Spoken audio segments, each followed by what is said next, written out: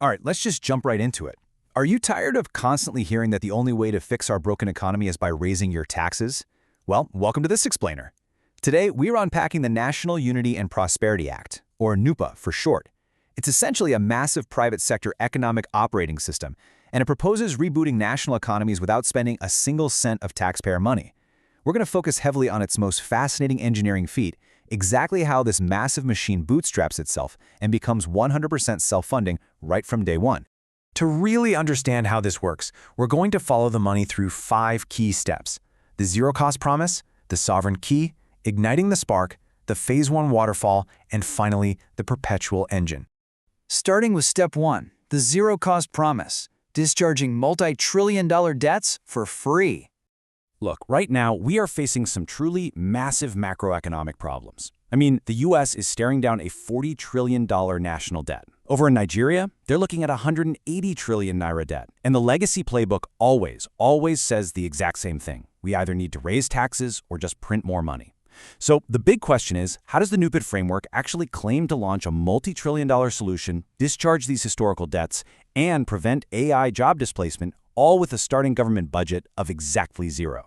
The absolute core difference here comes down to architecture. Legacy bureaucracy, it's slow, it's totally reliant on taxpayer dollars, and it's highly vulnerable to political gridlock. NUPA bypasses all of that. It operates as a decentralized private sector engine driven entirely by private capital and enforced by private contracts. The government isn't paying to build the machine. They're essentially just authorizing the use of the hardware it sits on. Moving on to Step 2, the sovereign key, unlocking dormant land. Before a single cent actually moves, this entire system needs land. We're talking about unlocking 24 million acres of idle federal land in the US, or millions of dormant hectares in Nigeria that are currently generating absolutely zero value. To access this, NUPA uses a voluntary opt-in called Amosu in the US, or Amoku in Nigeria. Think of this as the sovereign key. It pulls land right out of federal stagnation, vests it into a localized community land trust, and gives the local community absolute legal veto power over what gets built in their own backyard. Which brings us to Step 3, igniting the spark, private sector ignition. Okay, so once that sovereign key is officially turned, we hit the critical bootstrapping phase known as the spark. This is where private capital steps up so taxpayers don't have to. Here's the exact sequence of how it goes down. First, the community opts in. Second, a top-tier law firm blasts a notice of strategic opportunity to global corporate C-suites. Third, those corporations rush to wire an option deposit to secure prime geographic spots for their future data centers or solar farms. And finally, local governance boards are seated to manage the incoming economic boom.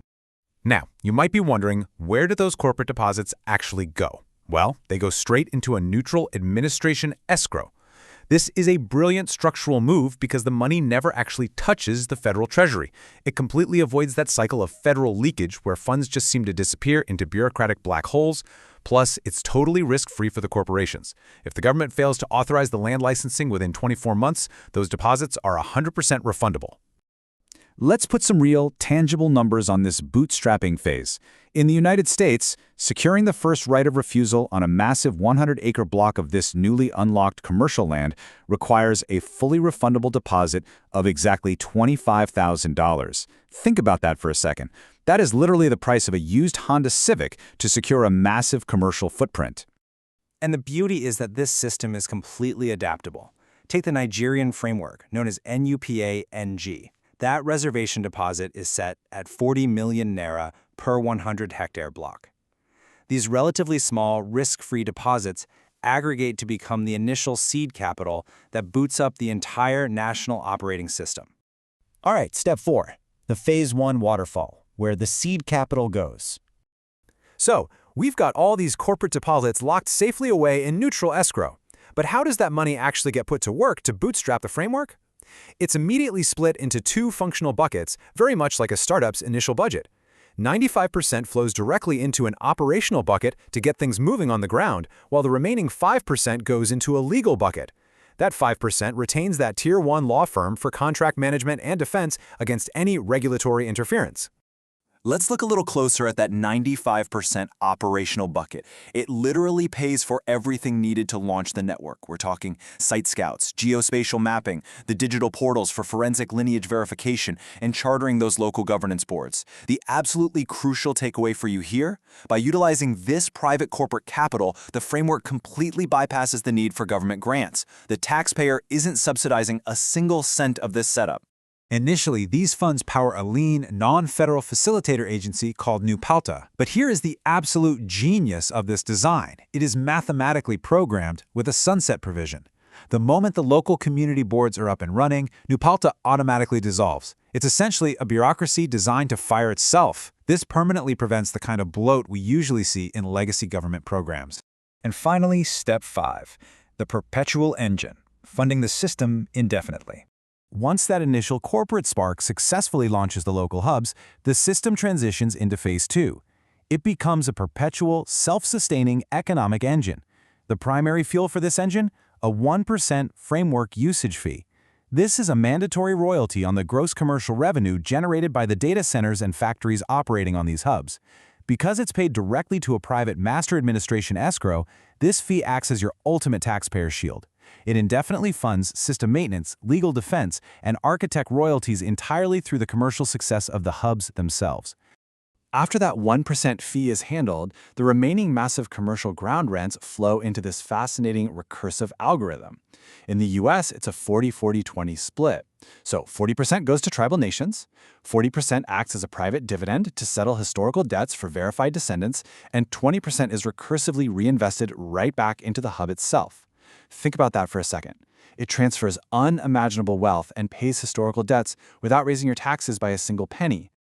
Over in Nigeria, to solve local trust issues and keep money far away from federal corruption, this seamlessly adapts into a 50-30-20 split. 50% flows to the state governor, 30% directly to the host community, and 20% for hub reinvestment. It is engineered specifically to align state and local interests, keeping the generated wealth localized and completely out of the capital's leaky bureaucracy. Now, at this point, you're probably asking yourself, why on earth would ruthless mega-corporations agree to all these fees and rules? It comes down to something called Fixed Cost Arbitrage.